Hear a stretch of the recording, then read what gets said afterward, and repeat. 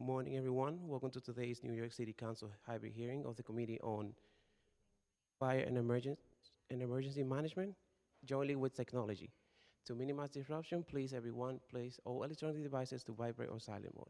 If you wish to submit testimony, you may send it to testimony@council.nyc.gov. Again, that's testimony@council.nyc.gov. Everyone, thank you for your cooperation. Cheers, we are ready to begin.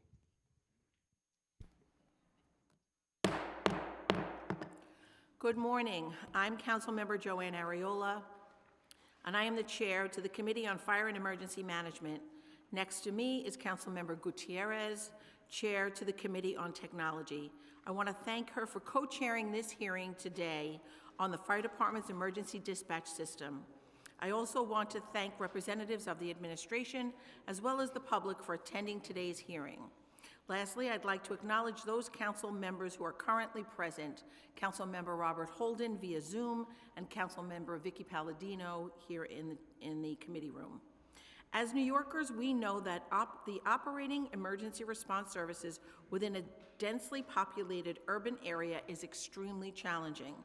The FDNY is constantly seeking methods to improve responses to fire and medical emergencies, and to ensure life-saving services are promptly delivered as needed.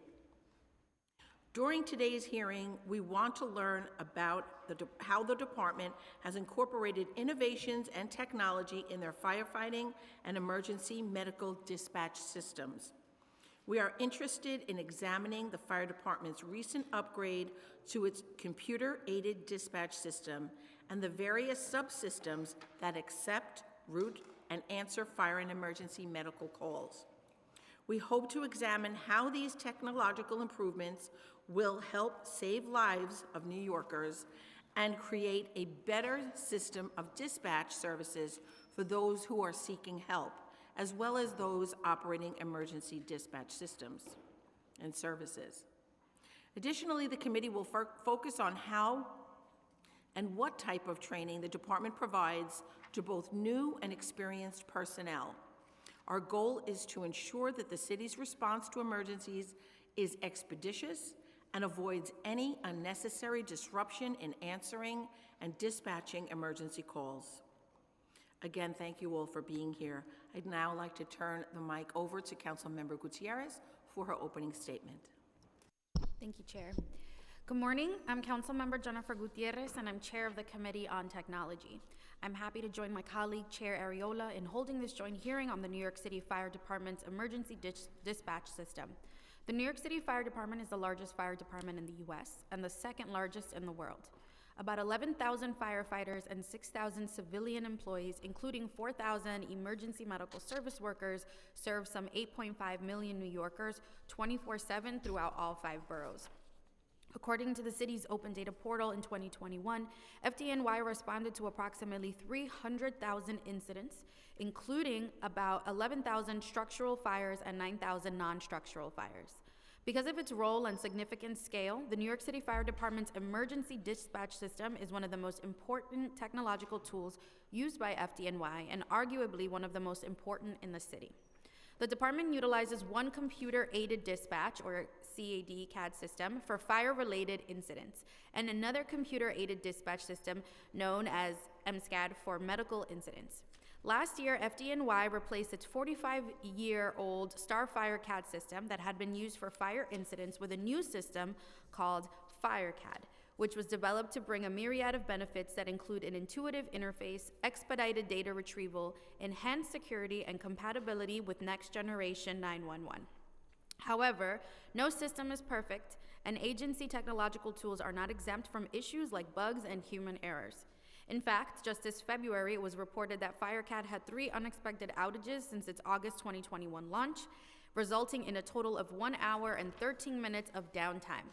While over that same time period, MSCAD experienced 3 separate unexpected outages that lasted a total of 4 hours and 30 minutes.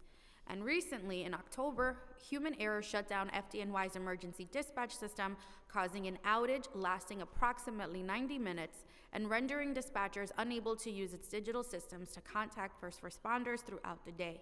Fortunately, no one seems to have been harmed. The Office of Technology and Innovation, or OTI, which now represents all technological agencies in New York City, is responsible for assisting city agencies with technology and telecommunications services. With respect to emergency systems, OTI has duties related to information technology and telecommunication matters, or at the request of the agency. In previous hearings, OTI has testified that they will have oversight on all major technology-related contracts in the city, regardless of whether they were executed prior to this current administration, so we are looking forward to their insights here as well. Today, we hope to learn more about the emergency dispatch system, preventing future life-threatening outages, and improving current technologies at FDNY, tools that keep New Yorkers safe. I'm looking forward to hearing testimony from the New York City Fire Department, the Office of Technology and Innovation, community advocates, and experts. And before moving on, I would like to acknowledge Councilmember Sean Abreu and Councilmembers Carr for joining us this morning. That's it. I would like to now turn it over to our committee counsel for administrative proceedings. Thank you, Chair Gutierrez, and good morning, everyone. Today, we will be hearing testimonies from New York City Fire Department Chief Denise Warner and Deputy Commissioner J.P. Aguirre and Robert Barbera from the OTI. And now I would like you to raise your right hand. Do you swear or affirm to tell the truth and answer honestly to councilmember questions? Thank you. You can begin your testimony. Good morning. Good morning, Chair Ariola, Chair Gutierrez, and all the council members that are present. My name is J.P. Orgier. I am the Deputy Commissioner for Dispatch Operations and Public Safety Technology at the New York City Fire Department. I'm joined here today by my colleague, Denise Werner, who is our Deputy Assistant Chief in charge of Emergency Medical Dispatch. Thank you for taking the time to hear us today, giving us an opportunity to speak to you on the department's emergency dispatch system. New York City's 911 system is by far the largest system in the country, if not the world. The processing of emergency calls is a collaborative effort between the police department and the fire department. Police communications technicians answer every call and direct them to either police, fire, or EMS dispatchers based on the nature of the call. The fire department receives and processes approximately 1.8 million calls a year for either fire, medical, or other emergencies that require the New York City Fire Department activity.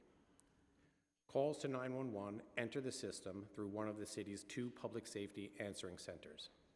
First is PSAC 1, excuse me, is located at Metrotech Center in downtown Brooklyn. The second, PSAC 2, is in the Pelham Parkway section of the Bronx. The centers themselves are examples of highly secure environments, each mirroring the other in emergency dispatch capabilities for all 5 boroughs, and designed to provide continued 911 services, even in the direst of circumstances our city may face. Similarly, the activities of the city employees who work inside, members of the police department, the fire department, and the Office of Technology and Innovation, OTI, provide multiple layers of operational redundancy, which ensures that their life-saving work will continue even when faced with the potential technological or human disruption. This is true of our physical components of the systems, as well as the processes by which the members complete their work. My testimony today will focus on the FDNY's portion of this system, which handles calls related to fire and emergency medical incidents or emergencies. Broadly speaking, the FDNY's 911 infrastructure consists of 3 integrated systems: call handling, computer-aided dispatch, also known as CAD, and radio. Each of these components includes multiple subsystems that support various aspects of FDNY 911. Fire dispatch and EMS dispatch utilize separate CAD systems, each designed to serve their respective missions. Both are hosted on the New York City Public Safety Network, which is managed by our partners at OTI. Working closely with our colleagues at New York City Cyber Command, the FDNY systems have been layered with security measures and are monitored around the clock. The fire department maintains a high level of resiliency by ensuring that we are redundant and diverse across all critical aspects of the 911 system. We upgrade systems and subsystems on a continuum, making sure that we stay current and ahead of a shifting threat landscape.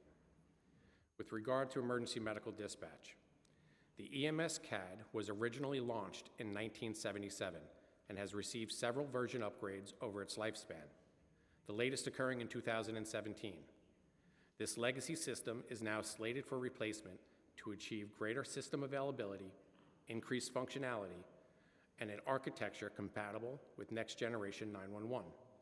I am happy to report that the work is underway on the EMS CAD replacement process.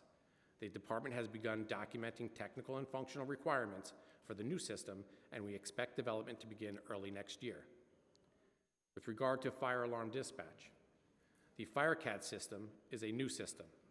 When it was launched in August of 2021, it replaced Starfire, a 45-year-old legacy predecessor. FireCAD is superior to its predecessor in every way, providing the FDNY with the premier CAD system in use anywhere in the world today. It performs, its performance has been exceptional, though as with any new system, it has not been without issue. We've experienced a few challenges early on that we were quick to remedy and highlight, though in some circumstances, the issues were misinterpreted in the media. I am very grateful to have an opportunity today to discuss the systems, and I want to take this moment to highlight the redundancies and the safeguards that are built into FDNY 911. There are many reasons that a 911 system may experience service interruptions, including surging call volume, technical failures, and human error. Often, downtimes are planned to conduct maintenance or to make software adjustments to the system. Not all interruptions require dispatch operations to be moved off of a primary system. However, when that happens, we do experience delays in dispatch processing and response. Whether an interruption is planned or unplanned, 911 system administrators anticipate these occurrences and have developed robust procedures and backup systems that can be enacted on at a moment's notice.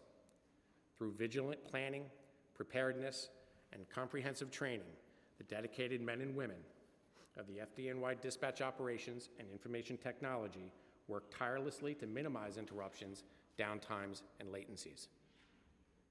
A recent high-profile interruption to FDNY dispatch operations, the incident that prompted today's hearing, occurred on October 12th of this year at PSAC 1 in Brooklyn.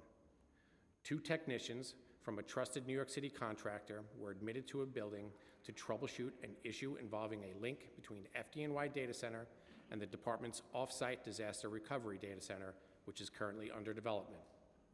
One technician worked in the basement at the technology point of entry, and the other technician worked in the FDNY data center, which is in a secure room on an upper floor. The data center, like all other data centers, contains an emergency power off function.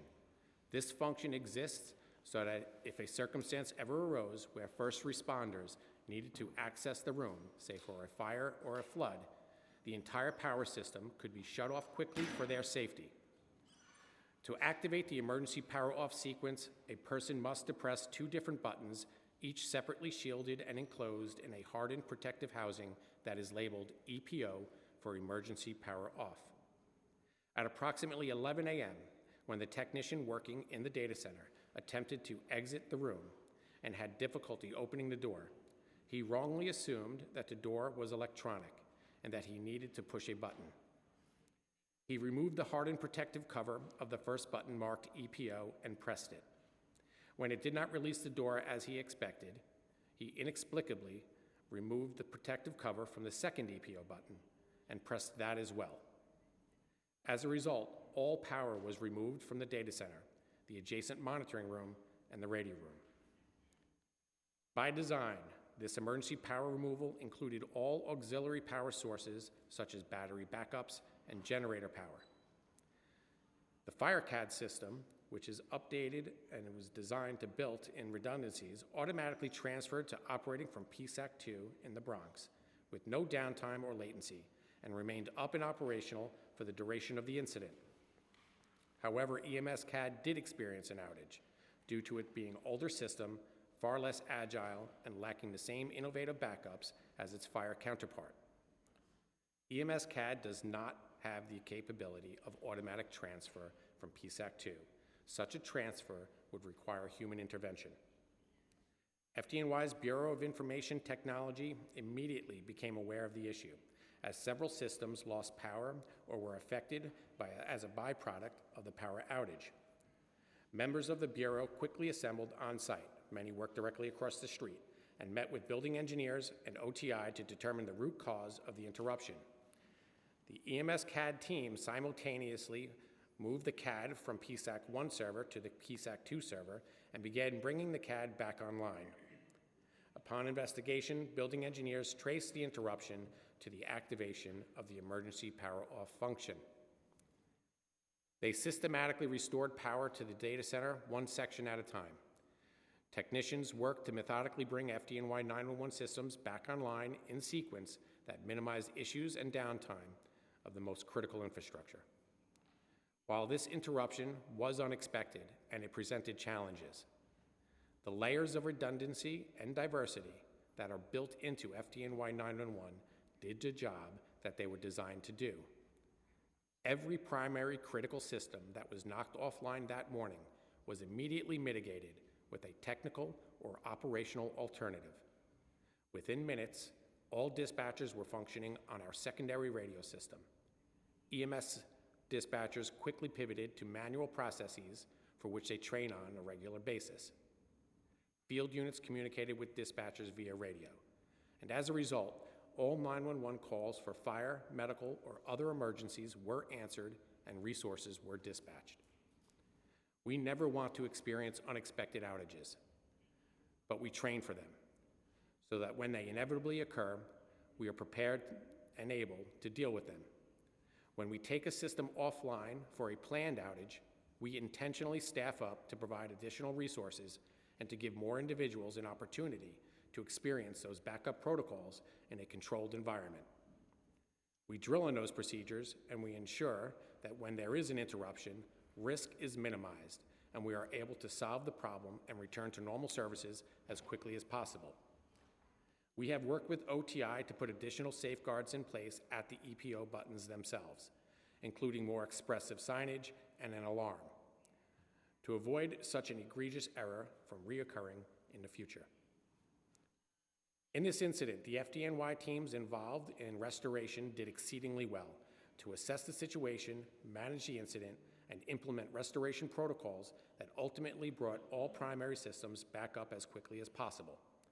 Systems that were co-located and set up for automatic failover did so seamlessly. For as much as an outage like this was disruptive, it was a positive outcome that the systems in place performed as they did. We will continue making changes to improve our systems, and we will continue training for all possibilities so that we're ready to face any development, no matter how unlikely. Again, I'm very grateful for the opportunity to speak with you all today. I'm happy to take your questions.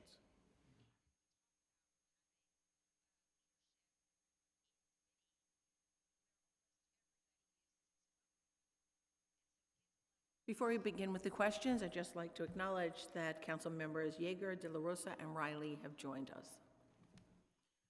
So I want to thank you for that comprehensive testimony. And although our questions may seem redundant to what you've already said, I think it's important that we break it down for the public that's listening and the public that's here in the room. So some of our questions may be what has already been answered, but I think it'll be easier for people to digest if they hear it broken down. So I just would like to start with what type of training have fire dispatchers received on the relatively new FireCAD system? How many hours of training have they received, and what was the feedback from the dispatchers? So I'm going to double back. I agree with your statement, and I think we are going to be very redundant with a lot of this information. I'm going to answer that question, but then I'd like to maybe also give you an understanding of the differences between the two CADs, because it's going to get a little conflated when we're having a conversation. So right now you just referenced training with regard to FireCAD, which is really the fire side of the house for FDNY. The training that our dispatchers underwent, in total to date, since we launched in August of 2021 is roughly about 65 hours each. That was initially broken up, I think it was 5 8-hour days initially, and then we had refreshers before cutover, and then after cutover, we had sessions while they were in service training, and then we also had additional training to update dispatchers on any changes that may have happened, have occurred in the code or functionality. Do you mind if I just go and just tell you just a little bit about the CAD systems? Please do. And so actually more about the dispatch operation, because CAD is really just one little piece of it, right? So the fire department's most valued and reliable resource is our people. And we build a support system around them in all aspects of the FDNY. So that's not any different for dispatch operations.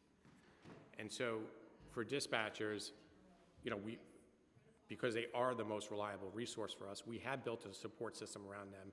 We have layered all of their activities and tasks with technology, with protocols and procedures, so that they can best achieve success in their mission, right? So let's just define the mission.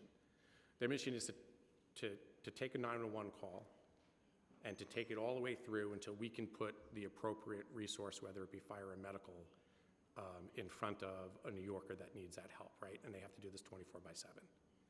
And so linearly, this is a chain of events. And there are an awful lot of things that happen in that chain of events. If I broke that chain into 3 sections, into thirds, we would be talking about that call-taking piece, the call handling piece. Then we'd be talking about the CAD section, the dispatching section, and then we'd be talking about the radio or the communications piece, which is between the dispatchers and the field units that are actually arriving on scene. So if we look at that middle section, at that CAD section, we break up into 2 arenas. We have the fire side of the house with FireCAD that is specifically designed for their mission, because they have a very different business. And then we have the EMS CAD. While it is a legacy CAD and it needs to be replaced, it has still been designed specifically for their mission.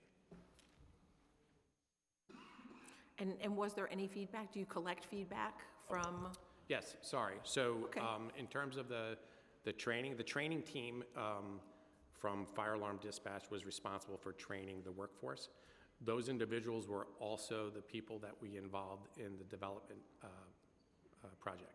And so I think it's actually important to highlight, and I think why the FireCAD project was such a success, is that we involved our end users from day one, right? And I don't mean from day one from the build.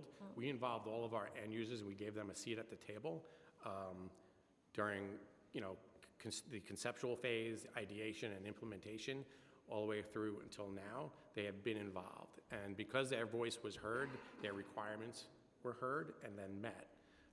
That training team was part of that entire process, and so they were actually tasked with training their workforce up. The feedback has been tremendous. They are very happy with the performance of the system, and they're very happy to have a new CAD in place.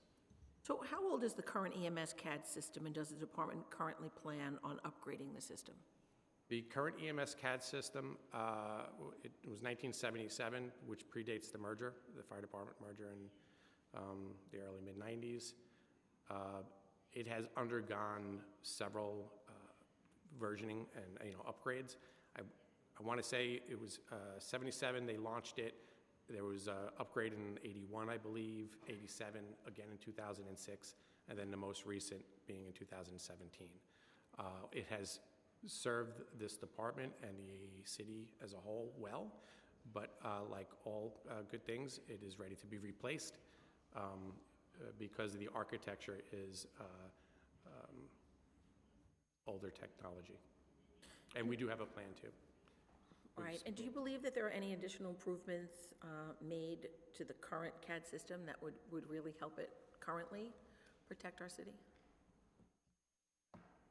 New functionality, yes, and so there's always going to be new functionality, right? Business process is always evolving and changing. The landscape in the city evolves and changes, right? And so how we respond to emergencies needs to evolve and change as well. But the good thing about the FireCAD versus its predecessor is the architecture in which we built it. For one, it's IP-based, right? So it will be compatible with next generation 911. But the architecture itself is very loosely coupled, and what I mean by that is like all of the individual pieces of that application aren't heavily dependent upon one another to function properly. That also means that as we need to build in new functionality, as the business changes for the fire department, we can, and we can do it with relative ease. Okay, and you in your testimony, you mentioned some robust procedures and backup plans. Do dispatchers still rely on Cardex as their backup when there is a break in the system? And if so, can you explain that process? I can. So what's throwing me off a little bit about that question only is because you mentioned Cardex, and that is very specific to EMS CAD and their process. Okay. So I'll pivot to EMS CAD and we can That's talk fine. about that. And then I could actually ask Chief Werner to tell you a little bit about Cardex. So when I mentioned earlier that middle section of the process was the two CAD systems. When we're looking at the EMS CAD system, there's a whole bunch of activities and tasks that happen in there from call to dispatch to on scene. And part of that is the call to dispatch piece. We have a computer triage algorithm. It's separate from the CAD system, so I don't want to conflate them, right? The police dispatcher answers a call. The police dispatcher interrogates the caller, understands it's a medical call, takes real basic information, and then conferences in EMS dispatch. And then a EMS call taker now is on the line. That person is a trained emergency medical technician, right? And so they begin triaging the call with the caller, if the caller is the patient, or in some cases, it's a bystander that's calling on behalf of the caller. Either way, they triage the patient. And to do so, in the past, historically, we used something called the Cardex, which was a very large Rolodex, so to speak, and dispatchers would ask a question, and whatever answer they got, it prompted them to go to another section of the Rolodex and ask another question. We have since replaced that with a computerized triage algorithm, and so now dispatchers actually just follow along on the screen, entering the answers. And what that did for us was give us a more accurate sizing up of these calls when we needed to categorize them and prioritize them. So we do not use the Cardex. I will say, though, they are present because while we rely on technology to help our dispatchers, we don't only rely on the technology in front of them. And so that is a redundancy in itself. But do you want to explain some of the Cardex? Right, so we're using a computerized triage application to triage the calls. In an event where the network was not operational, computerized triage lives locally on the desktop, so they're still able to use that. In the time that I've been at Emergency Medical Dispatch, we have not had to revert back to the Cardex. Okay, thank you. And just my final question before I turn the mic over to Chair Gutierrez. This past October, as you testified, a private contractor servicing the department's dispatch center mistakenly triggered a shutdown button, which seemed like kind of like pretty specific, and I'm so glad that you really detailed how and why it happened. But how has the department improved security to prevent such occurrence from happening again? So, I mean, we reiterated a lot of our, existing security measures in terms of, who we're checking in and who we're checking out. But in terms of those EPO buttons, we have worked with OTI and the building themselves to ensure that we have better signage. We put an alarm on it. It's very difficult to account for all levels of intelligence. But what had happened on that day was an egregious error, right? And so, yeah, we have taken steps. Okay. Thank you so much. I turn now to Chair Gutierrez. Thank you, Chair Ariola. And thank you for your testimony and clarifying, I think very vividly kind of what occurred that day in October. I want to ask a couple of questions related to FireCAD as a vendor. My first question is, can you confirm the budget for FireCAD? Yes, the project budget was roughly 22 million. Okay. And are there any anticipated maintenance costs annually? So we have a 5-year contract. It's 5 million annually. That includes support for infrastructure, applications, and maintenance, which would include like patching and security measures. Okay. You mentioned earlier that actual dispatchers were involved in the development process, correct? Yes, ma'am. Okay. Now, when selecting the vendor, what vendor did you end up utilizing to develop FireCAD? Accenture was awarded the contract. Accenture, okay. Accenture. And are they a vendor that has done business with the city before, Accenture? I believe they have done work with the city before. Yes. Okay. What were some of the qualifications that you were looking for? So we had compiled functional and technical requirements prior to an RFP process. And that was solicited through, I believe that was a SI contract through OTI, formerly Do It. And so that went out onto the street, and Accenture was one of the vendors that responded. Okay. Was there anything specifically that you were looking for? Well, we were specifically looking for a company to meet our requirements, functional and our technical requirements. And to do so with like state-of-the-art technology, contemporary technology that would be compatible for next generation 911.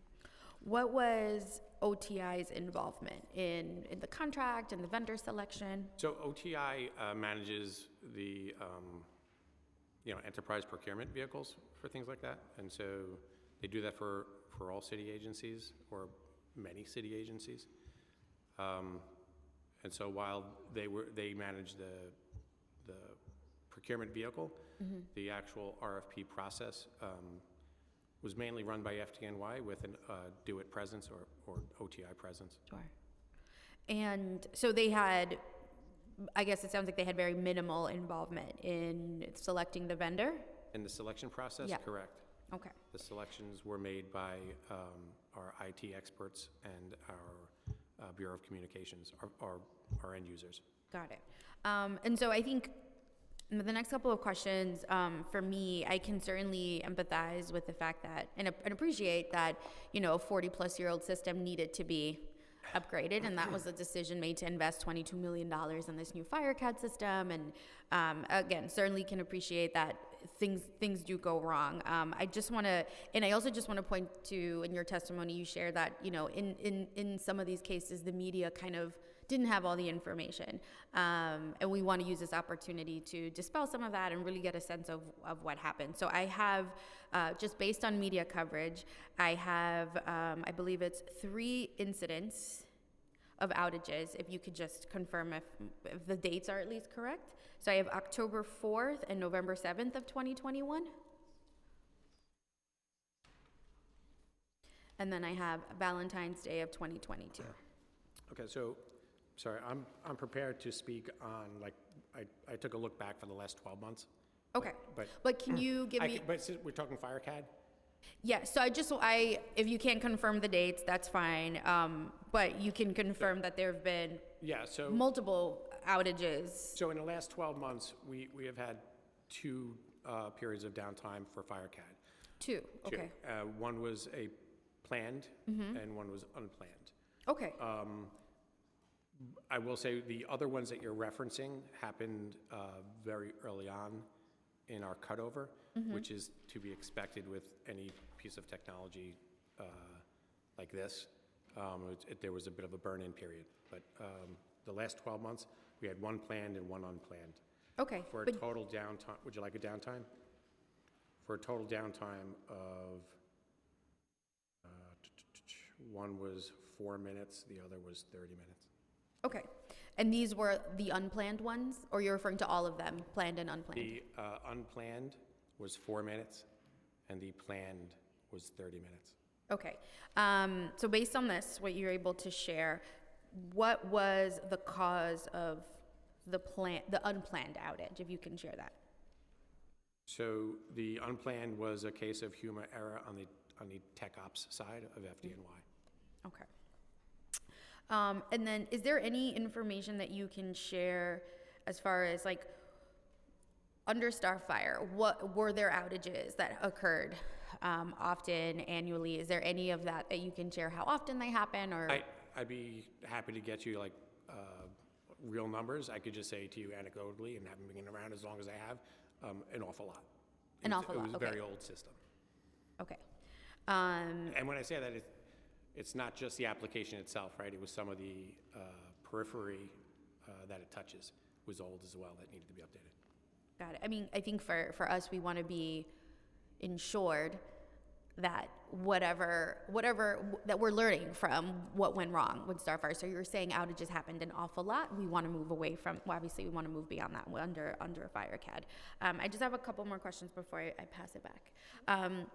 So in your testimony during that October crash, you mentioned that, you know, the protocols in place are obviously airtight, so dispatchers were able to kind of move beyond the outage. And then you mentioned that they went back to a manual process. Can you explain a little bit about what that looks like for a dispatcher in that second? If you don't mind, can I just bring us all back to where I started with this chain? The sandwich? I got it. Okay. I'm ready. So, again,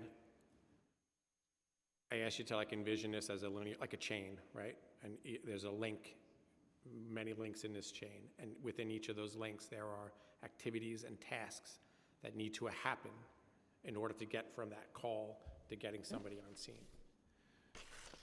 Within each of those links, we have a primary means of doing those activities and those tasks.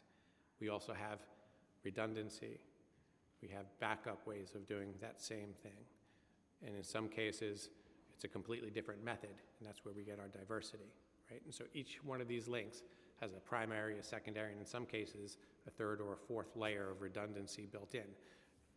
And so when we have an issue with a primary section in one of those links of activities, and we fail over to a redundancy, what we're doing essentially is a risk management dance, right? We assess risk, we want to minimize risk because the overarching goal, and we defined the goal, was call comes in, we need to get a resource to a New Yorker. And if one of those links break, we don't get a resource to the caller, right? And so we have multiple layers of technology, multiple protocols and procedures built into each one of these links, all the way down to the most basic technology, right? So our technologies will range from the most basic, like a pen and a piece of paper, and all the way up to, you know, very complex code or algorithms or, you know, radio infrastructure, so on and so forth. And so when you talk about going manual, we're not talking about doing the full length of this chain manually. And like, you know, I've heard it stated like, oh, FDNY is on paper. And I think sometimes folks envision like Wall Street with like 1 million people running around with paper, right? It's not that case. It's one of those links in that middle section for CAD and dispatch requires a manual process. And what I'd like to do is ask Chief Warner to actually explain to you what that manual process is, because it is not the full processing of an emergency call. It's only a small piece. Thank you. So on October 12th, our computerized triage algorithm was still operational. We were able to use it offline, so the call takers were able to continue to triage the calls, acquire a call type, as well as a priority. Our telephone system was also operational. They were able to receive calls from the police operators. The police operators or the caller, if there's one on the line, will give the call taker the information such as the borough, the address, the nature of the emergency, a telephone callback number. Police operator also acquires some of this information. In the event that the caller hangs up before connecting to us, we can get that from the police operator. So during a system outage where we're relying on the information obtained by the call taker, they also get from the police operator what is called an ATOM. So an ATOM is a geographical area within a precinct, and it corresponds to the ATOM within our CAD system, and it's also corresponding to maps that we can use in the event that we're not able to use the CAD system. So having that information enables a dispatcher to narrow down an area and they also have displayed on their map the units that are responsible for the coverage in that area. So that is how the call would be processed. So when we go to paper, what are we doing? Well, we record all the information on what's called an IRF card. It's an incident report card. It's in triplicate, quadruple copy. One copy stays in the call taker room. Another copy goes to the dispatcher. Another copy goes to FAD, fire alarm dispatchers, in the event that this call requires a CFR response. And the last copy is a reference copy, which would stay with the supervisors. So that,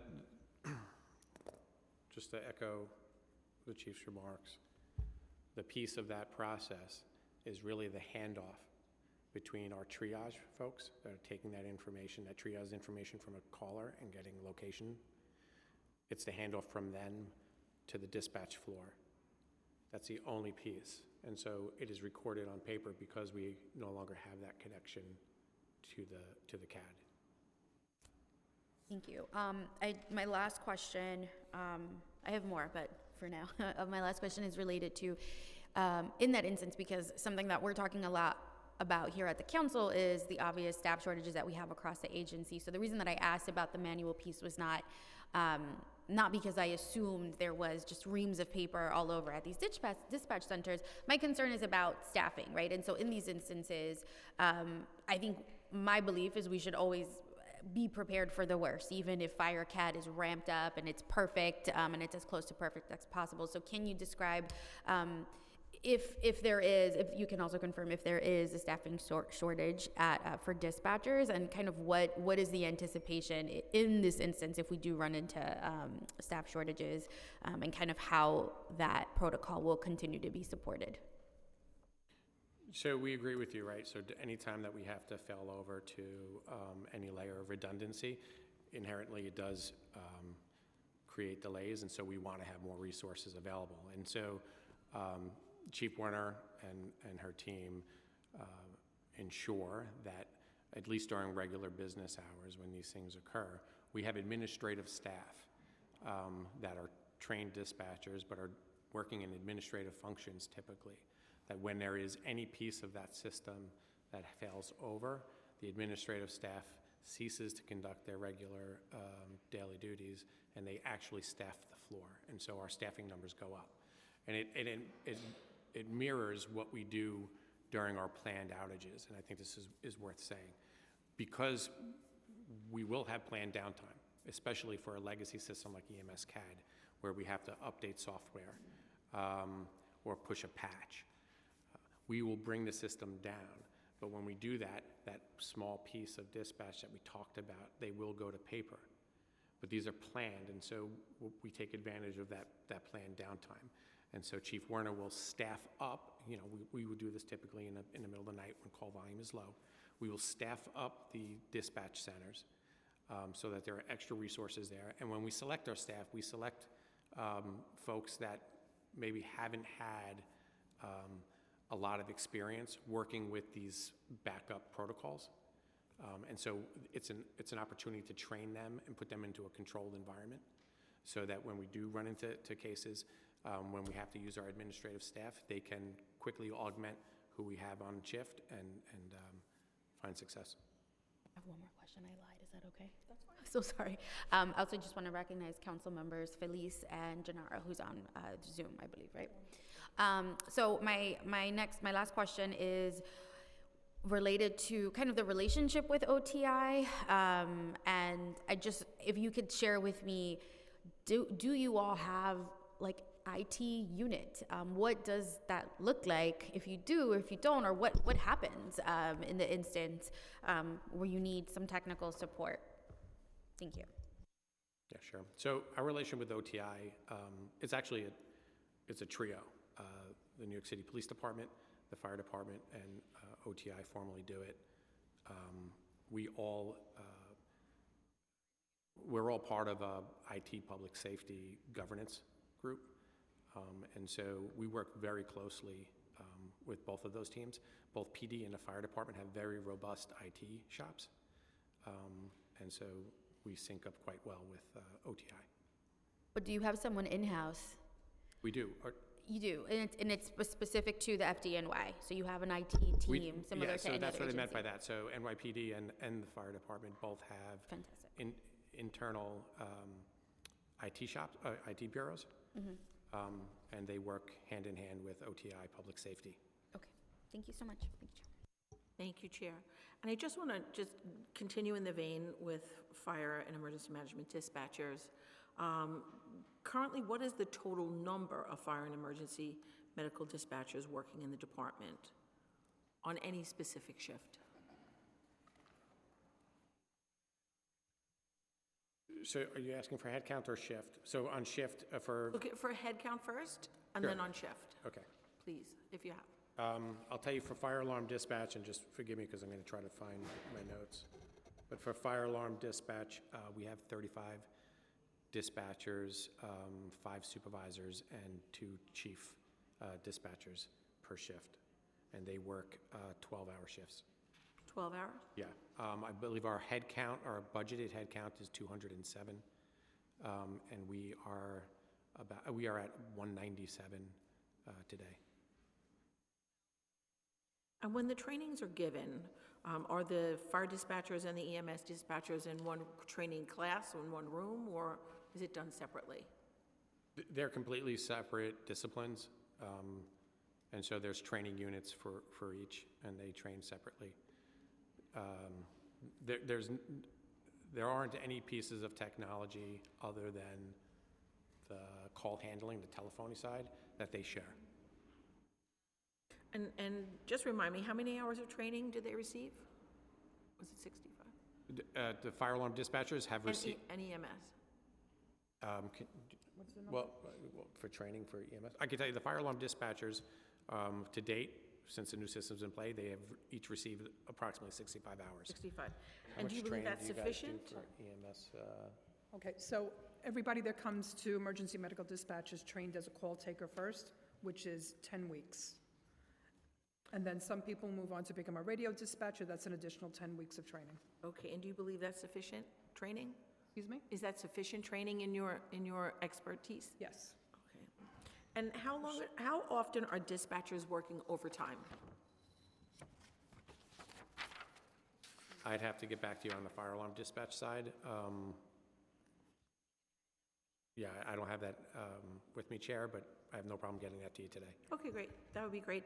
And just my last question before I yield to Councilmember Palladino. Do you believe that dispatch should be borough-based? And if so, how do you believe this will better serve the public? Dispatch for fire and EMS is borough-based. It is borough-based. Okay, thank you. I yield to Councilmember Palladino, and note that Councilmember Lynn Schulman has joined us. Good morning, and thank you very much for this very educational, though I don't understand much about technology, the hearing this morning. I'm interested, Councilmember Ariola did talk about the number of dispatchers you have on, total 35 and 5 supervisors? Correct, and 2 chief dispatchers per tour. Okay, my question lies with this. If, God forbid, there is another terrorist attack on this city, and we are fully relying upon technology to get us through, what kind of backups do you have, or do you have any set up to happen if, God forbid, an attack should happen like 9/11? So I'll speak from an FDNY 911 perspective, and then if OTI wants to double down, they can. So the 911 system as a whole, right, we have 2 PSACs, 2 call centers, one in Brooklyn and one in the Bronx. They are mirror images of one another. And if one was to shut down today, the other can dispatch all 5 boroughs for police, fire, and EMS without a hiccup. If you're talking about the applications themselves, right, because there's so many systems and subsystems that we use, CAD being one of them, the new Fire CAD is very resilient. The best way I could describe it is there is a primary CAD that is running right now, right? Right. And it is flanked by 2 identical systems that are keeping pace with it in real time, okay? And so if that main system was to fail completely, Right. and let's say it was due to an act of terror or something that happened, for example, in downtown Brooklyn, Correct. the system would seamlessly fail over with seamless. When I say seamless, it's active. It's Because I think that's without how, the user even knowing it happened. It would fail over to technology in the Bronx got it. without, Seamlessly. correct. Beautiful. And then now if that, now we're on that one, that second leg. If that was to, for some reason, have a technical issue and that was to go down, we would then fail over to our third leg that is keeping pace and is in real time. It's why we have such high availability on this application. It is 99.99% up. And that's per why year. you're the best in the world. Thank you. There you go. Thank you very much. Put a lot of minds to ease. Thank you.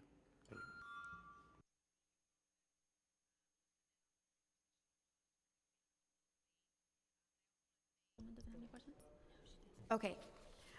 Thank you so much, Councilmember Palladino. So I have a couple of more, I think, questions for FDNY before getting to OTI. So this one might be a little bit geared towards both. So on November 29th at a GovTech conference, FDNY's Deputy Chief Information Officer, Kamal Deol, I don't know if I'm saying that right. Kamal Deol. Yeah, mentioned that the FDNY would need more data from other agencies, such as traffic data from DOT, data from Department of Sanitation, and NYCHA. Can you please share if FireCAD has this data sharing capability, and if not, how do you see data sharing being implemented? Yeah, so I can't really speak to the context of Kamal Deol's remarks. I would say she was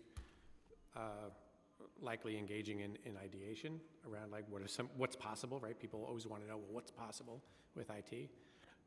Yeah, FireCAD is state of the art, right? It's contemporary technology.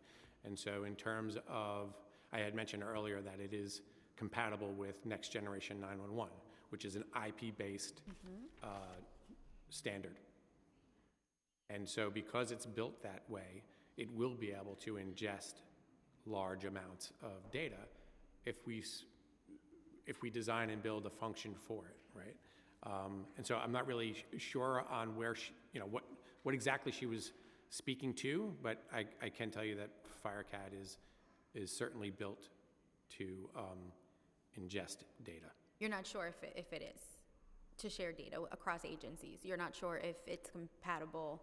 No, I'm saying is it compatible? It Yes. is. You just don't know if it. We aren't right now. The Got it. only data share that's happening are the sharing that happens with the public safety agencies. So between fire department, between the police department, and our public safety partners at OTI.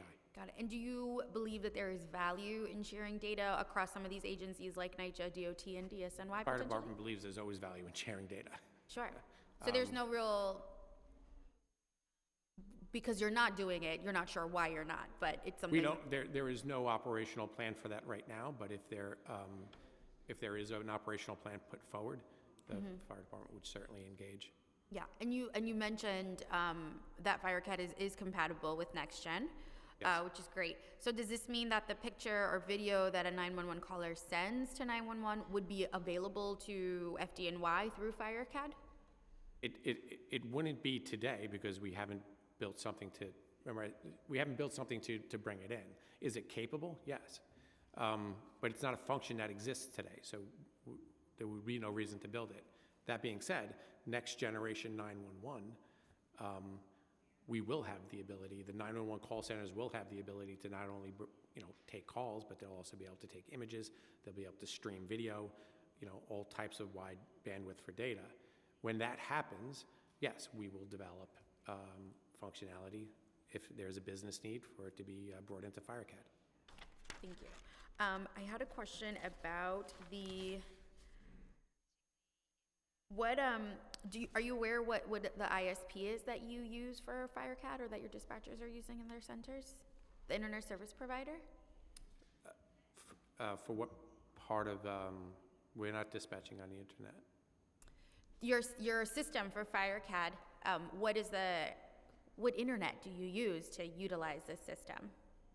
So our systems are on the public safety network, which is managed by OTI. Okay, but you're not sure who the provider is, who the ISP is. OTI is. Yeah. They could, Thank you. Thank you for the question. These applications and systems sit on something called the Public Safety Network. The network connects the public safety facilities together. It's a closed environment, does not go out to the internet. So it sits on private networks managed by OTI. Got it. Okay. Thank you. I'm curious, my last question for FDNY. Fire department funding algorithms, that's correct? Analyze existing data related to fire occurrences, response times, and other variables to inform decisions on funding allocation and closures of neighborhood fire departments within a given jurisdiction. Can you please tell us about how this algorithm works and how it works? I'm sorry, I'm not familiar with that algorithm. Okay. or that application. Okay. I mean, we can go into it if you could just maybe send me that. That was kind of long. Absolutely. Yeah, if No you just send that to me, we'll look into it. Um, I have no awareness of that algorithm. Okay. It's important for us. The fire risk assessment system developed by Oracle uses data mining to predict which buildings are at the highest risk of catching fire. Can you tell us more about this system and how and if it's integrated into FireCAD? Are you familiar with that, the fire risk assessment system?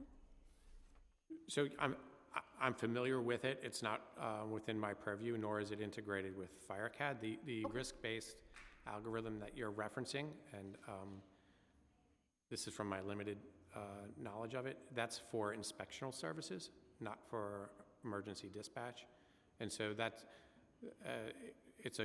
my understanding is it's a guiding application so that field units have a better indication of what parts of their neighborhoods that they should be inspecting based on risk. And this is just more of a general question. Is there any data that is available to firefighters or EMT workers through FireCAD system? Is there something that they can retrieve besides, I guess, like the address of a situation, but is there other data that's available to them? Yeah, there's a lot of information that gets pushed to each unit when, when they're responding. And so if we're talking about on the fire side, you're not just getting an address, but you're getting a rundown on all the different resources that are also assigned with you. Okay. To that incident. You're getting particulars on the incident, and most importantly, you're getting what we call CIDS, it's critical information, on that building address. And so that data is pushed through FireCAD, and it appears on monitors within the apparatus, up in the cab, and also in the crew cab. And so our workforce is, in terms of situational awareness, they're being given critical information en route on their way into those particular addresses. And what are some examples of the resources you mentioned? And I don't know if I heard that correctly. So other resources coming in. So if, for instance, if there was a call for smoke in an apartment in the next building across the street, if I'm in an engine company responding, I'm going to want to know who else is coming in on this incident with me, so I know well in advance who I'll be working with. And so as part of that initial drop of information that comes in, I will see all the engine companies, I'll see all the ladder companies, I'll see what chiefs, I'll see what special units are all assigned to that particular incident, and that's what I mean by resources. Got it. I want to just talk briefly about the cyber security of a system like this. Who manages FDNY cybersecurity? Our CISO manages cybersecurity for the agency. However, in terms of the public safety side with our dispatch systems, we work very closely with Cyber Command, OTI, and to meet their standards. And are you aware of any backup protocols in place for cybersecurity? If there's any alternative or any backup protocols? I can't speak to backup protocols for cyber, but if there's a specific area that you want me to look into, I can. I don't know if you have anything you want to. What area are we talking about exactly? I'm not clear. So on the I'm question. just, in general, I'm not concerned, but my question is about cybersecurity and in the event of like worst catastrophe, if you are aware or if you can make us aware of what is a backup protocol in this instance where cybersecurity is compromised If there was a cyber attack against 911? for FDNY. So, well, from a public safety perspective, there are a number of backup plans and redundancies and emergency plans that are exercised in case of an event of that nature. Got it. And then my next questions are for you and your, Mr. Barber, is that correct? Okay, at OTI.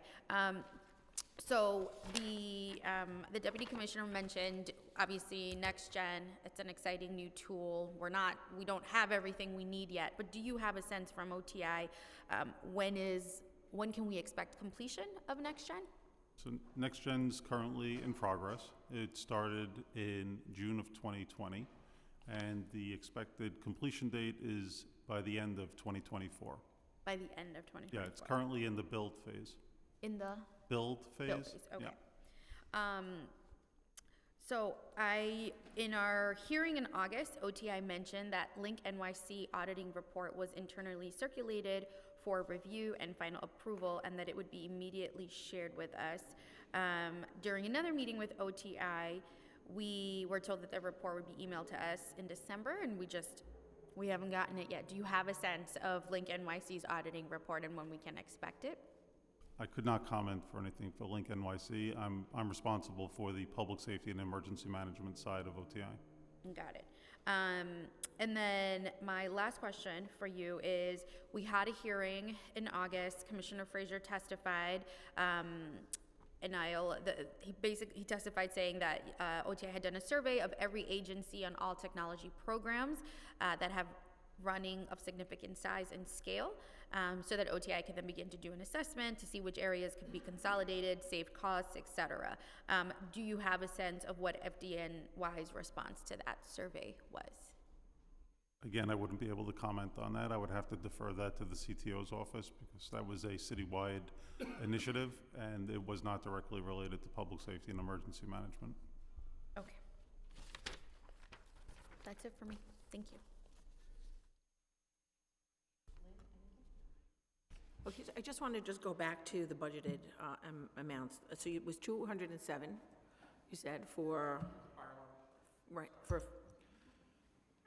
Excuse me.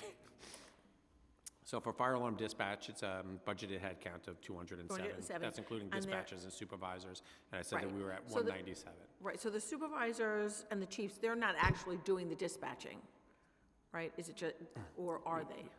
They well, they are not doing the dispatching. The supervisors, to your last question that you had asked, Chair, was regarding borough-based.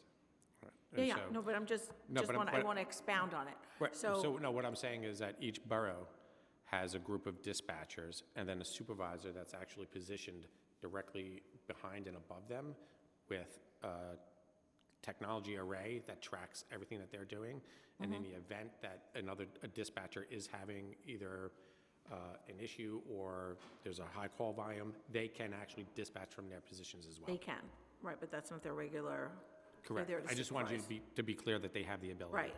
And then for the 197, the number you gave me, the 197, I know that there's a class in today, actually, have a- that started. Yes, we have a with class of 12. Right, so does that 197 include the 15 that started today Yes, Chair. in class? Yes. Okay, and then just to get back to the overtime, I know you said they work, was it 212s? They work 212s, yes. 212s. And with the overtime, what is the max that they can work? Is it 14 hours, 18 hours? So I'm not familiar with their labor agreement, so I'm going to take this down and get this to you today. You had asked earlier about the Right. hours, and then I'll also get that to you. Perfect. All right, thank you. That's all I have. I just have one question for clarity. So just back to the data that's available to firefighters through FireCAD. You mentioned, I just want to confirm that I heard this correctly, the acoustics in here. They have maps of the buildings that they're going to, that's available through them, or the building composition? Is that, did you say that? No, ma'am. So they have what we call our CIDS, C-I-D-S. It's critical information. And so that information is entered into our system from the field units. So when field units are out on inspection, or if they're just out in their areas and they're noticing particular hazards, or something gets referred to us from DOB about a particular hazard, the officers in those units will enter that information, because it is critical to their work, will enter that information into our database. And so that when that particular address pops when the CAD system has that address entered into it, that SIDS information is immediately available to the firefighters on that apparatus. And so like an example of that would be like a warning about lightweight construction, right, for a particular address. The lightweight construction is great because it's lightweight, it's less expensive, but it's not great under fire load. And so that's something that they would want to know, right? So it limits their time, say, within an occupancy. Got it. So they have, outside of that instance, they don't have access to the maps, or like of a particular area, I guess, before arriving. They don't, because that doesn't exist. I'm assuming like you're like floor plans from an address. I'm sorry? Are you talking about like floor plans for Sure. a particular address? Yes. If they existed, then I would say yes, FireCAD is absolutely capable of ingesting it. But it's not something that doesn't- they have access to now at this point. They're just not No, Chair. reliable. Okay. Okay, and then I think my last question is just related. This is more general, so if you can't answer, that's fine. It's related to sensors and measuring temperature. So many sensors, including sensors measuring temperature, are installed throughout the city. Can you say that is accurate? I couldn't say that with any certainty. I think, so I know for a fact that they're in the Link NYC kiosks because they've testified to that at hearings. But, so my question to you is, do you know if FDNY uses or has access to data from these sensors in any capacity? We do not use that data, no. Okay, you don't even know they exist at this point, but I do is not that know. something that could be useful? Unless you can strap it to a firefighter, Unless probably you could not. what? If you could strap it to a firefighter where I can track biometrics, that would be interesting and probably helpful. But in terms of environment, I can't think of a use case. That doesn't mean that one doesn't exist. Got it. Okay, thank you so much. Thank you, Chair. Okay, thank you so much for your testimony. It's greatly appreciated. I'll now hand Thank over you. to Will Hungash. Oh, I'm sorry, Irene, I'm so sorry. Sure, thank you, Chair, and thank you for everyone for your testimony. Now we're going to turn to public testimony, and our first witness is Richard Allman. And just for the records, we ask to limit your testimony to 2 minutes. Thank you.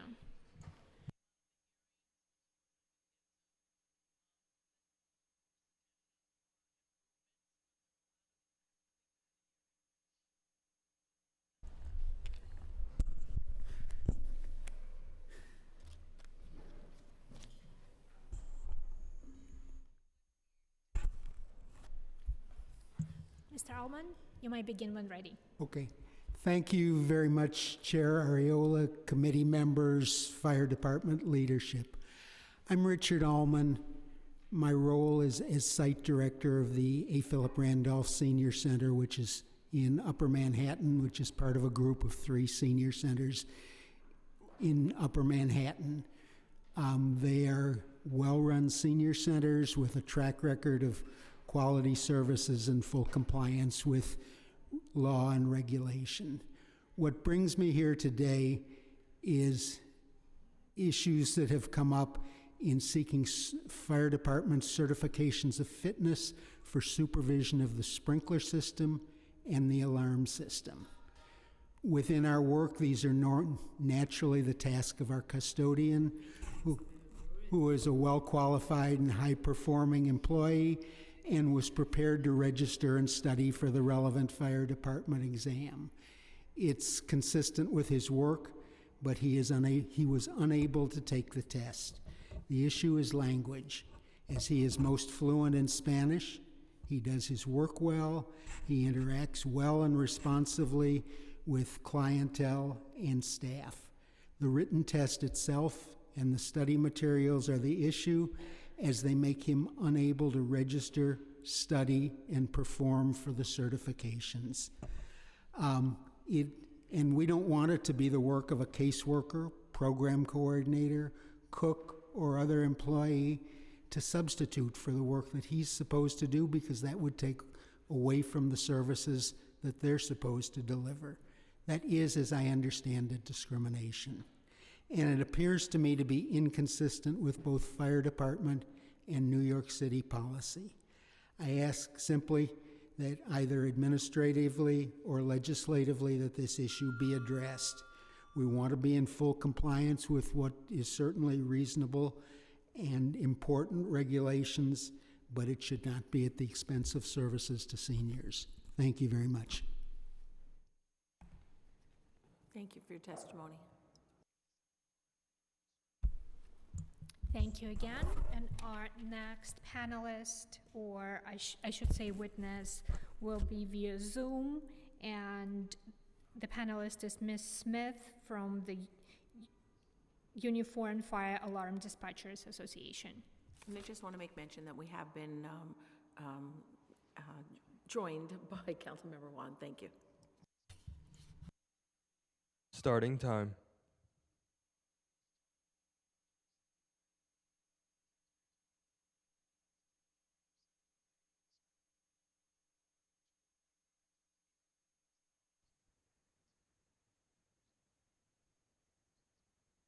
You were trying to call Smith and I was unmuted. I think you have the wrong person.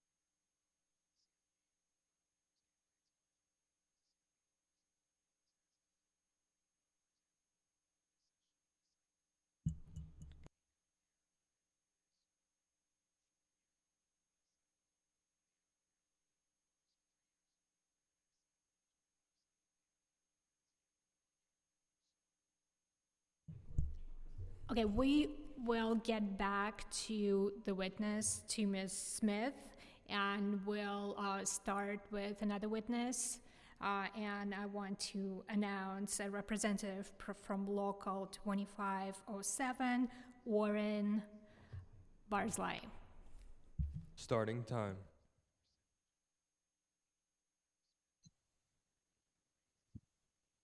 Good morning, Committee Chair and honorable members of the Council. I am Warren Barzilai, President of FDNY EMS, Local 2507. On behalf of the more than 4,000 members of the FDNY I am honored to speak for, I am here to testify today regarding the Fire Department's emergency dispatch system, especially concerning the uptick call volume coupled with frequent shutdowns and delays in the system. In recent months, the FDNY has been taking longer to respond to medical emergencies. For the Mayor's Management Report, the average response time for emergency crews was 9 minutes and 30 seconds in 2022, 46 seconds longer than the average from 2021.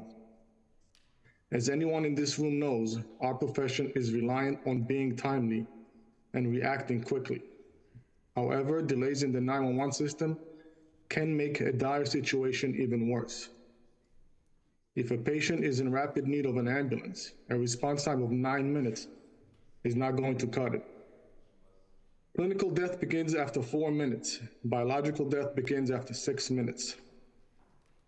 This past October, we had a citywide 911 system shut down for hours as a result of an outside contractor pressing the glass enclosed emergency power button, something that no one without authorization should so easily be able to access.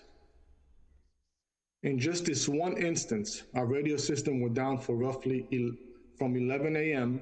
to 2:30 p.m., and our mobile terminals were not functional until 6 p.m. That's 7 hours of massive disruption. We were forced to use pen, paper, and telephones to gather information, and then dispatch our medical first responders where they needed to go to reach patients. It meant call information was written down on index cards and then walked over to the dispatcher, who then sent that information to the units.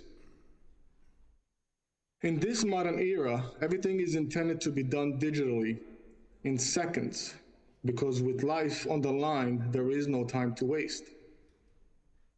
The results was precious seconds and minutes were lost, from the old-fashioned delivery of the 911 information to the dispatcher, and then from the dispatcher to the unit. Every minute that goes by has an adverse effect on the patient's health and survival, and critical errors are possible when things need to be written down. The validity of calls could not also be verified through our call ID system and can cause a loss of information regarding the emergency address and precise location of a caller.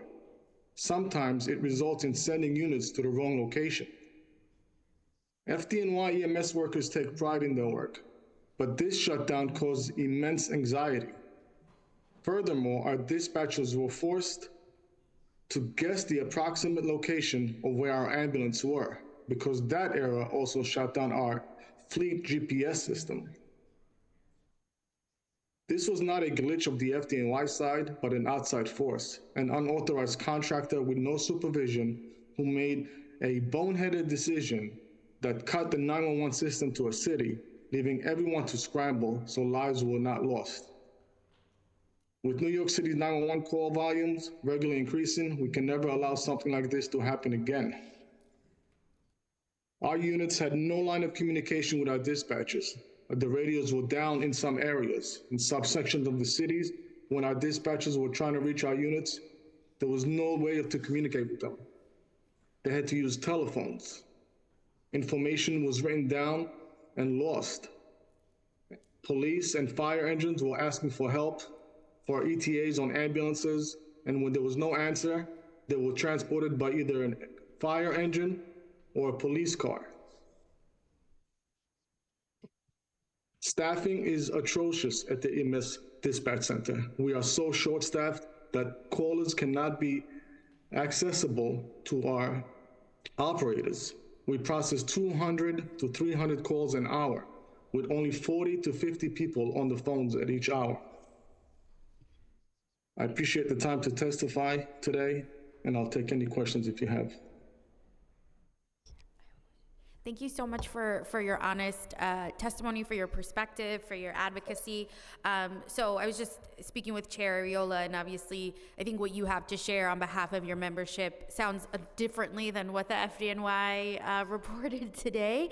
So I'm very curious, if I can, I don't know how much time you have, but they confirmed that the old system, Starfire, used to crash often. They couldn't tell me how much, but could you share kind of what does FireCAD feel like it is the system that dispatchers and that your membership need to do their job appropriately when obviously there are multiple reported crashes? They can't tell us how many times Starfire crashed annually, but kind of what does that juxtaposition feel like for you and your memberships? Obviously, I feel like you all want to rely on a system, but they were trying to make it sound like, these are inevitable crashes that happen, where what we're trying to do is get to a point where there are 0 crashes. So can you kind of tell us what the difference has felt like for your membership? Yeah, so I don't have the data on the Starfire, as I represent the EMS CAD operators on the EMS side. But when our system crashes, imagine when you're in an ambulance and now you have to scramble for a pen and paper to write down the address that's going to be read over a frequency. We don't get the entire information on the patient or the police precinct or the cross streets that are readily available. Every ambulance has a computer in it, and there's much more detailed information that comes in it. The system crashes frequently. Sometimes it's a couple of minutes, sometimes it's hours. And when that happens, precious minutes, seconds are lost. And then when the system comes back up online, all the calls are re-entered into the system. So we're sending ambulances to the same location hours later, searching for patients that were either already removed or the patient didn't wait for us. But this does happen occasionally. And it's very burdensome to write down this information. Sometimes people make mistakes on what they write down, or what the police gives us is different than what the caller was supposed to give us. It's horrific when you have a system crash. Absolutely. Thank you so much. Councilmember Palladino, you have a question? Good morning. Well, your testimony is very different than what I just heard. I want to double back on the same exact question that I asked the FDNY that was here. And that is, are you equipped to handle a terrorist attack? By your testimony just before, it doesn't sound as if you are. It goes into pen and pencil mode, which is prehistoric. So if you could just give me a little background on that, I sure would appreciate it. Thank you. I feel that our PSAC 2 center in the Bronx is a safe area.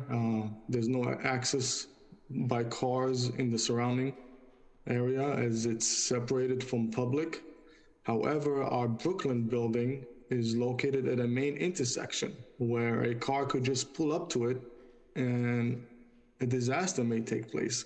Yeah, there's barriers outside, there's police outside, but when a truck can pull up on Flatbush Avenue and park it right outside our window, that's it, it's over.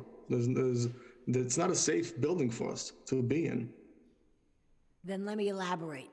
If an attack similar to 9/11 was to happen, for example, planes flying into buildings, are we equipped to handle this in its current state? Again, our people are able to handle it, but if you're referring to safety, I think our location in the Bronx is safe. However, the location in Brooklyn, it's a taxi, a person with a book bag can drive outside the building and just put a bomb outside of it. I don't think that building is in a safe area.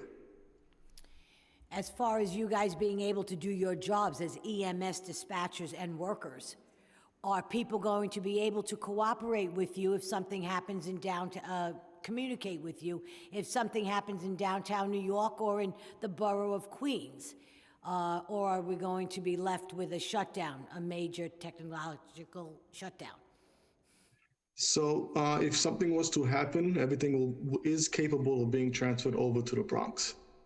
So what we would be relying on the Bronx facility if we have a tragedy of, the magnitude that we had on 9/11. That's correct. And they would be able to handle it?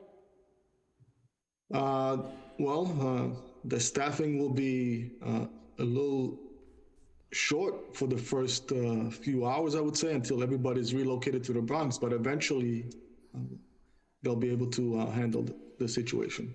I don't like to be a doomsday machine, but we have to deal with reality, and reality is what the world that we're living in today. We need to be prepared for what might possibly be coming down the pike. If we can't handle the city as it exists right now, and things shut down, and you're left to pen and paper and things like that, I just wonder about if, God forbid, the most dreaded thing should happen to us once again.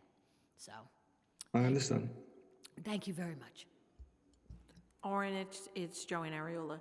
Just, I wanted to go back to the overtime and the amount of hours that the dispatchers are working. From your point of view, with your members, you know, what is the staffing like? How many hours are they working? And how many hours of, including their overtime, are they working? Because there was a discrepancy. There's a ton of overtime at our dispatch centers. We're still impacted by COVID. We have 11%, as of this week, 11% of our members are out sick on a daily basis.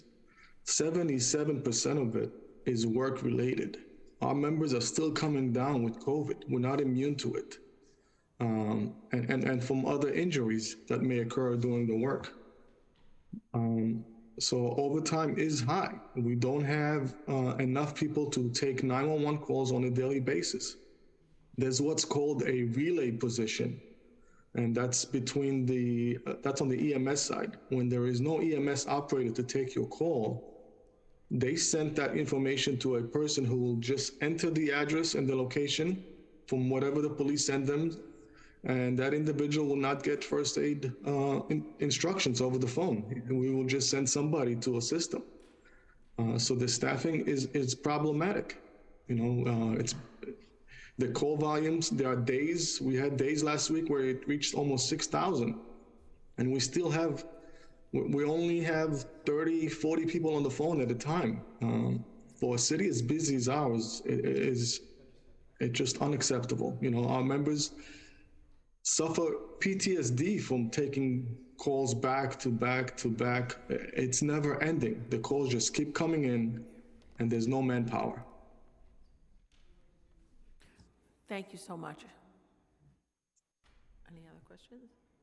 Thank you so much for your testimony, Mr. Barcelay. Okay. And we're going to have Bobby Eustace come up. Yeah.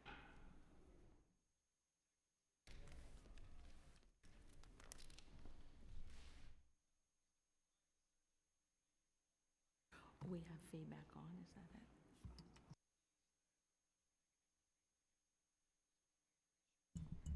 I want to thank again everyone for their testimony, and our next witness is Bobby Eustace.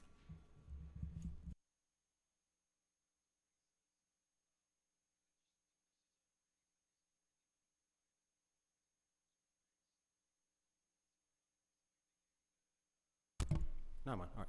Thank you. How are you? I just want to take the opportunity, thank you, Bob Houston, the Vice President of the New York City Firefighters Association. I feel like I should help you guys clarify on a couple things that I heard here. A lot of different things as far as the dispatcher, some of the things they said, and also I want to touch on a couple different problems too. They said they have an IT guy. I don't know if there's a difference between the IT, because take advantage of the technology that I'm glad to see you're here. I don't know if there's an IT person, like someone's going to help you with your mouse, or someone's going to help you as far as moving software forward.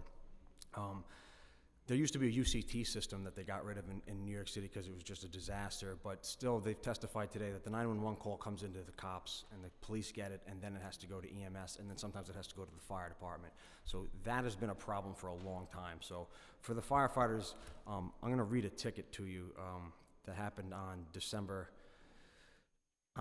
here we go. October 15th, engine 314 got a ticket for an alarm for a cardiac arrest, possibly dead. So they showed up on this scene. When they got in the scene, the woman directed them to come in the side of the house for a report of an unconscious victim. They came in, there was a gentleman on top of the staircase. They said, "Where's the unconscious victim?" And they said, "It's right over here." They said, "When's the last time you saw them?" And they said, "Well, 2 minutes ago, because I shot him." And then there was the gun on the table. So when they get the rundown from the cops, and you can see that later. Both the police department and the EMS was told 9 minutes earlier not to show up on the scene. So none of this information gets transferred to the fire department. This has been a problem before. Now, they did testify that the EMS system is going to get upgraded and it's 45 years old. That's phenomenal. He also talked about the critical information in the SIDS. It's super important that we get that in the fire department. There's a refresh button you can hit. So if my units are out at another run and we come available and they send another unit, we can hit refresh and it puts it back into play. And the fire department system is phenomenal. It's very good. And it is one of the best in the world, and it will update you that. When it comes to EMS runs, there is no update. And there is no information right there. Even our radios aren't on the same system. You have to go to channel 15 to translate with them to actually have a communication system with them. You know, this started back after 9/11 where we started having OEM to try to have intercommunications with them. It's just never really been a full merger. And even with dispatching now, it's not a full merger. So like when you watch 911 shows, there's like one dispatcher. Still in New York City? No. Fire, PD, EMS. Very different, very separate. Like even they said, they don't train together. Completely different. So there's a gap. Even the way the engines get dispatched, when you get a call from EMS, if there's a certain amount of time that goes by, that's what generates an engine's response to get sent there. So now you can imagine if there's a catastrophe like we're talking about today, the delays get even greater and greater. So to answer your question, if there's a fire and it's on the fire side, we're probably prepared for it because it is layered. EMS, not so much. They're probably not so much because that system just isn't in play. They also touched on something about what system you asked about how they answer the questions. They did have to change that because if you just start asking someone questions, they're going to say yes. That's why they changed that system. Because if you call 911 and you say, are you hurt? Yes. Are you not breathing? Yes. You're just going to keep saying yes, and then you misdiagnose someone, and then you get the wrong responses. And that's what also generates an engine company response, is that there's segments. There's something called 1 to 7. 1 through 3 is what's supposed to respond in an engine company. So if you just keep saying, do you have a heart condition? Yes, yes, yes, yes. You'll generate a response. And then what happens is there's too many responses in New York City as it is, and then you get too many people out there and you get the wrong responses. So they tried to eliminate that too. So these are just a few of the problems right there. So I hope I can answer any of your other questions right there. But we've asked for this in labor management time and time and time again to how to solve this dispatching problem. And we're told there's no IT guy to do this. It's similar to city time. There's just no person to generate a new code or to fix this or to solve this problem. And we keep just being told that our dispatch system is the greatest in the world. Yet there's no way to change this or have the EMS run refreshed. So it's a big issue for us. Well, thank you so much for being here, sitting here this whole time, only to have them leave, as they always do. And so I raised that question because obviously you shared that there is no IT support. I didn't say IT guy on purpose. IT support, I didn't mean to. No, I understand. But they said it multiple times on record, and I'm very curious. You know, we'll do our diligence and follow up with them, but obviously there's a lot of shortcomings that were not shared today. And so I think your testimony is super vital, and thank you for being here. And if they're going to move forward with that EMS system, hopefully there's just someone that they have added on or whatever. Just hopefully there's a prove in the future, because I think the IT in the city, we just need to have the best moving forward. So that hopefully there's someone there. So. And Bobby, I just want to thank you because you are part of the UFA as a vice president, but you're also still a firefighter. So you see it from the point of view of someone who's responding. So thank you so much for your testimony. No problem. And this still goes on, but you know, I worked the other night in the firehouse, and that still happens sometimes where we'll get a fever cough run, and there's sometimes runs that generated between the two agencies where it'll generate an engine's response, and they'll show up and it won't be related at all. It might just be to gain entry. And that's just kind of a glitch in that system where automatically there's a time that goes off to just cut down response times, because response times are such a critical issue, where an engine company will respond out and it has nothing to do with that, and that'll just seem that way citywide, where, well, we're getting a lot of fever cough runs. Well, that's not a segment that we should be responding on. It's not, cardiac arrest, it's not difficulty breathing, not unconscious. It just seems to be a glitch that happens in that system a lot. Much appreciated your testimony. I also want to make note that Jason Shelley is still here from Fire Department, so he is absolutely taking copious notes, and he's going to get back to us, with all the questions and answers. Yeah. Yeah, I just want to say that I worked at the emergency medical service on the admin side in the late 80s, early 90s, and the system hasn't changed since then. So I want that noted, that we need to really do something here. Thank you. Thank you for your testimony. Thank you. Thank you again for your testimony, and I'm going to call our next and final witness, Ms. Faye Smith from Uniform Fire Alarm Dispatchers Association. Ms. Smith, if you would check your mic, because I have a message that you have been unmuted.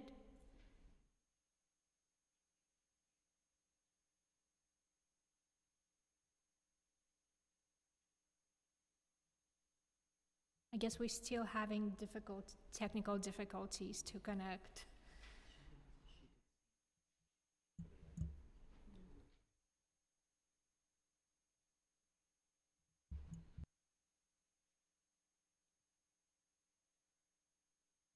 We're just going to wait about a minute and see if we can resolve the problem.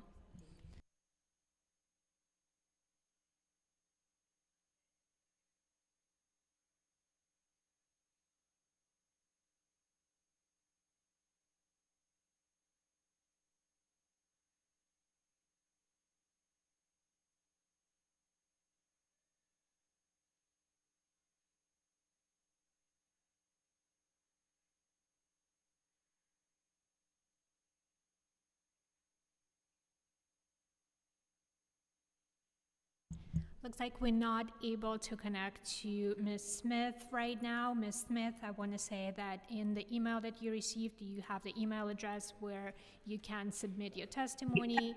Hello? Oh, I'm so sorry. It looks like we just got connected.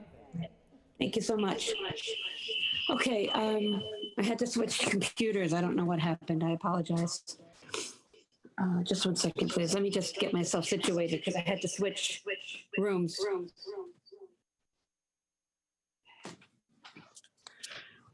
right, I don't even have my notes in front of me, but I was listening to all the testimony. The testimony that stated that the FireCAD system is superior. In a lot of ways, yes, it is superior. And as you heard from the UFA just now, there are glitches and serious glitches that we've come about recently with regard to that. My original testimony was going to be on the oops button, but it looks like they are taking steps to get that fixed, and they're taking steps to make sure that doesn't happen again. But when they say that FireCAD was online, FireCAD was online. The data was saved, everything. We used to have to go and retrieve big reels of tapes that were being recorded in the office. And we do appreciate that we have moved away from that. But with regard to FireCAD being superior, it is, but the glitches are still there. Now, FireCAD data was available and it was in PSAC 1 at the time. And it did not relate to the other parts of the system. So FireCAD was working, but the other parts of the system, we were still on telephones. We had to rely on people calling us. The backup radio had to be used. It's certainly not as good as the other radio. And this went on for hours. I mean, as to my protege there, Oren Barzilay had stated, it went on for hours. So when JP talks about the FireCAD system, he's 100% correct when he says it's far superior to Starfire. But the glitch with regard to what the UFA is referring to, I've experienced it personally. And the last line of the text is what you saw when you dispatched. And the last line said, arrest possibly dead. And then later on, you look, and in there it said, I shot my brother. So when they showed up, they were there with a guy who had just possibly killed his brother inside, and they were tending to him, not knowing that there was a gun there. So that's one of the issues. With regard to what Oren was stating about PSAC 1, yes, we should not be in that building. The building is it's a commercial building. It's made for business offices. It's certainly not made to have emergency dispatch. Years ago, the thing that they tell you about when you want to cut off communications, the first thing you do in war is to cut off communications. And it's very easy to do when you can pull a truck up to the side of the building on Flatbush Avenue, even though you can't get in by instead of going around, you can just be outside of it and do the damage. Unlike the new building in the Bronx, it is fortified because it is by itself, and we were always by ourselves. When we were in the 5 offices, we were in remote locations. I remember after 9/11, I basically testified and said, you have 5 fingers on a hand. We had a dispatch office in every borough. And with that dispatch office, if somebody lost power, one of the other 4 could pick it up, or we go on citywide and pick it up. And I'm saying that you can do that now, but when you have 5 fingers on a hand, it's a lot harder to knock out communications. So they closed our offices in the, they wanted to improve the system. So they put us into these two buildings, and it just doesn't work with regard to systems going down. And to that regard, staffing was also mentioned, and our staffing has been very short so long right now that ever since COVID, now JP had said he doesn't know about our contracts. Okay, he doesn't know about our contracts, but our contract states that we work 2 12-hour days, 2 12-hour nights. We have specified days off. Since COVID, the city said they were in an emergency situation, and my members have been ordered on 18-hour tours. So an 18-hour day off for 6 hours, another 18-hour day off for 12 hours, an 18-hour night off for 6 hours, and another 18-hour night after being off for 6 hours. And in addition to that, being ordered in on their days off, which is against the contract. In our contract, it states we have specified days off. We have been regularly ordered on our days off because we're so short-staffed. When I spoke to the fire department about it, they said that we were in a state of emergency, and that's why we couldn't hire, and that's what the city stated. Well, I can tell you that EMS was hiring, and they couldn't even keep up with it. PD was hiring, and we weren't being hired in the first time since I joined the fire department in 1997. Previously, I was with the police department as a PCT. In 1989, I joined them. I have never seen in the fire department where we were any part of an emergency hiring freeze. We needed the people. We have people doing 18-hour shifts, only off for 6 hours. And to speak to that, when you're in the PSAC 1, there's no place for you to rest your head. You have to go home, or you have to sleep makeshift under a desk that's not being used, really like a cat. You really can't compare the two. And when we were asked about it, and when I asked about the facilities that Renee Campion at OLR had told us were going to be mirrored, just like PSAC 2, when I spoke to management, they told us that the facilities for us to rest our head were cut out of the budget because that wasn't considered a priority. So you have people that are working night and day and having 6 hours off, maybe having an hour commute to get home. So you'll get maybe 4 hours sleep if you're lucky. And that's what they consider is okay for people to be answering emergency calls in that condition. So when they talk about 207 people, I know we're a small group, but we power the city. We power the city for fire engines. We care about our units in the field. We care about the public. And it's just not, it hasn't been spoken about here, but my people have been doing back-to-back tours like this since the beginning of COVID. And the 207 count that they're referring to, 28 of those are not even on the what we call the working platform, which is the people that take the calls, do the radio, do the system. We have a remote unit out in Brooklyn that goes out to the scene, which is our field communications unit, and we have people who are working administratively.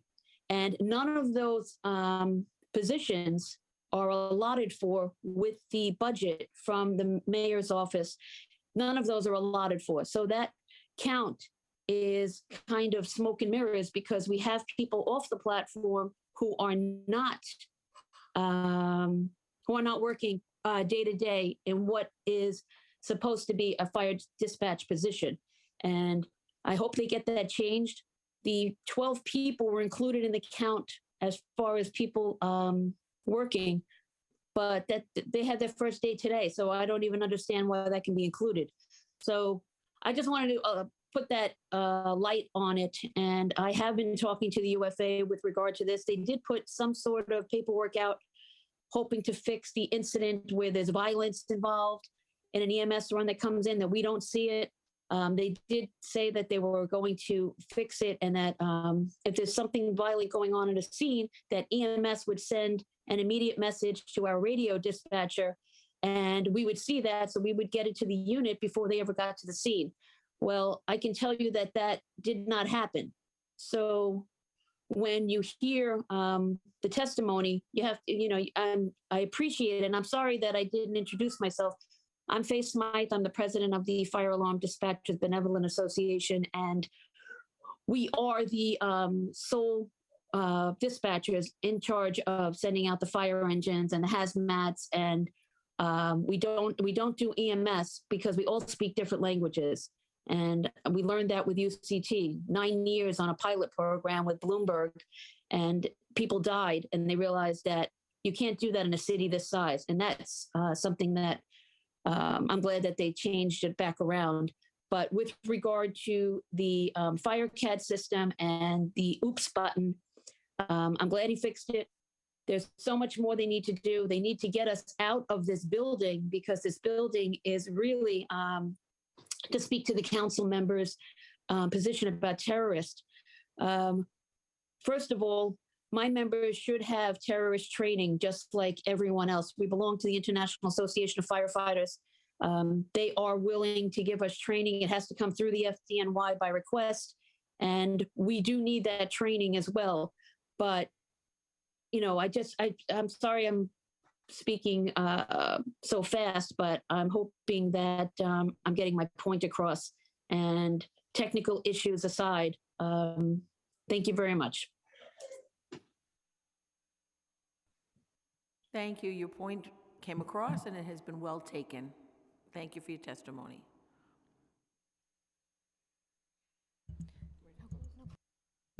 Seeing that there are no more people in our public testimony, both in person and on Zoom, I'd like to thank all who testified. I'd also like to thank the Committee on Fire and Emergency Management's Senior Legal Counsel and the Committee on Technology's Legislative Counsel, Joshua Kingsley and Irene Byhovsky, respectively, as well as William Hongash and Charles Kim, our legislative policy analysts, and our wonderful chiefs of staff, Anya and Phyllis, for helping to put this together and making it a successful hearing.